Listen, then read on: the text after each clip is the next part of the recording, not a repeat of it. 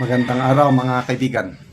Bigyan natin ngayon ng reaction, opinion itong pinaka-latest pahayag ni DILG Secretary John Rimulya tungkol sa pagkapanalo ni dating Pangulong Rodrigo Duterte na mayor ng Davao. Kasi nasa The Hague siya. Paano ngayon?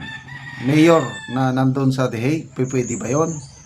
Ito, ang malungkot na pahayag. Nakaka-dismaya pahayag ng DILG Secretary. Kailangan at isig ni Presidente. So, in his capacity na hindi na kayang magsilbi, ang Vice Mayor muna ang Vice Mayor. Oo. But we recognize for priority as the duly elected mayor. Kailangan at isig ni Presidente. So, in his capacity na hindi na kayang magsilbi, ang Vice Mayor muna ang Vice Mayor. Oo. But we recognize for priority as the duly elected mayor. Kailangan at isig ni Presidente. So, in his capacity na hindi na kayang magsilbi, ang Vice Mayor muna ang Vice Mayor. Oo. But we recognize for priority as the duly elected mayor. Kailangan at So yun, hindi daw pwede na maging mayor si Tatay Digong natin habang nakakulong siya sa Netherlands. So kung hindi pwede, si Vice Mayor Baste, elected Vice Mayor Baste, ang uupo na mayor. Ganon ang pagkakaintindi ko sa sinabi niya. Kailangan, again, pagkakaintindi ko lang ito kailangan uuwi sa Davao si Tatay Digong para makapagsilbing mayor. Ay di pa uwiin nyo. Okay, di ba sabi ng abogado niya, si Atty. Kaufman, they're hoping for the best na bago yung September 23 na hearing, baka makauwi na si Tatay Digong. Let's pray. Why not? Lalo na ngayon, medyo dami ng malas na nangyayari sa ICC. Yung prosecutor na force on leave. So, iba na ang tumatay yung prosecutor, mga assistant niya siguro. Sanctions ng US, nag-epekto na. Yung kanilang website ba yun? Hindi na nila ma-access. Yung software, ganun ba yun? Wala na. Kasi siguro US ang may-ari ng software nila, wala na.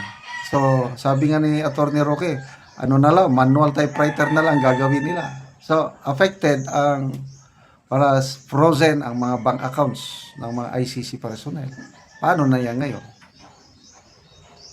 So, sana nga makauwi na si Tatay Digong sa lalong madaling panahon para magsilbing mayor sa Davao City. Okay, magbasa lang tayo sa mga comments Vina Gonzales, ikaw ang nagpahuli. Dapat lang alam mo na mananalo yan. Ayan, ina-acknowledge naman nila na ang duly elected mayor ng Davao City si Tatay Digong. Kailangan uuwi siya sa Davao para makapaglingkod na mayor. Perla Istorque, di pa uwiin ninyo? Tama. JR Capistrano, huwag tayong puro ngawa. Manahimik na lang muna tayo at mag-antay ng tapos na terms nila. Michelle Santos, di ka pa nagre-resign. Balik ka na dito sa Cavite. Mag-announce ka na lang kung may pasok o wala. Diyan siya naging sikat yung announcement. May pasok o wala. Julimin Labug, Israel. Buti kinakaya nyo pa mag-stay sa pwesto nyo. PJ Gatwangko, kala ko nag-resign na kayo, drama lang pala. Ngag ba lahat yun? Selena Alessandra Tan, nandito na naman, group effort. Okay, so group effort, yan. Group effort. Kasalanan nyo yan, sinasabi. Anyway, to me, it's a blessing in disguise. Sakali ha, na hindi siya pwedeng pagtrabahuin as mayor.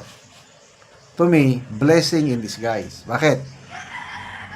Very stressful po ang buhay ng isang mayor ng malaking syudad kagaya ng Davao.